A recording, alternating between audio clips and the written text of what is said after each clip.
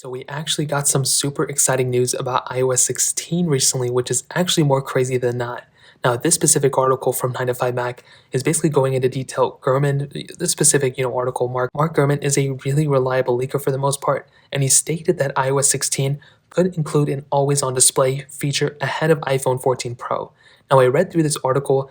It is pretty interesting for the most part, exactly what he's stating. There was a typo here within similar or something like that, which is actually pretty crazy.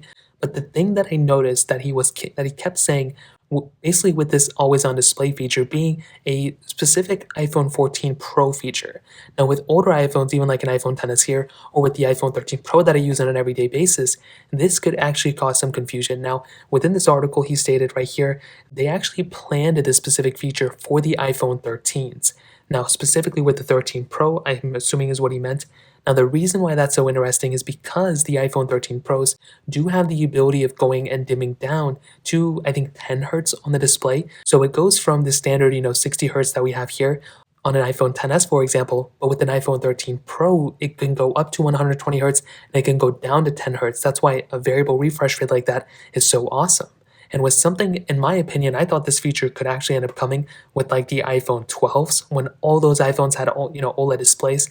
I thought an always-on display could easily come there, but it will take a little bit more battery if it's not if it's always at 60 hertz basically. But with something like this, if the iPhone 14 Pros do end up going down to 1 hertz, this could be a really clever thing that Apple could do to not only incentivize more people to go up to something like an iPhone 14 Pro from an iPhone 14, but can also incentivize a ton of people to go from an iPhone 13 Pro to an iPhone 14 Pro. Personally, if an iPhone, if a iOS feature like this ended up coming with iOS 16, and if it actually ended up supporting the iPhone, 13 Pro, I don't really feel like though I have a huge need to go to the 14 Pro. I'm still gonna go for it. But if I didn't have to, I would just keep an iPhone 13 Pro.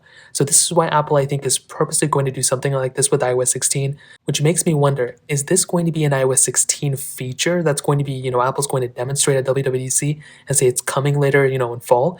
Or is Apple going to go ahead and tell us that this feature is not even in iOS 16 and that it's a feature for the iPhone 14 Pros? So that is something that's going to be really interesting. Personally, I'm excited for it, but if this feature ends up coming out with iOS 16, I'm going to be happy because the iPhone 13 Pro is pretty much going to be supported. But if it's not supported within iOS 16 and we don't see it in WWDC next week, well then most probably it's going to be an iPhone 14 Pro feature if it even comes out now. So that kind of covers it up. If you have any other thoughts or questions, let me know in the comment section below. Hit the like button, that will mean so much, but definitely hit that subscribe button. More importantly than everything else, I love every single one of you guys. Hopefully I'll catch you guys in the next video. Peace out until then.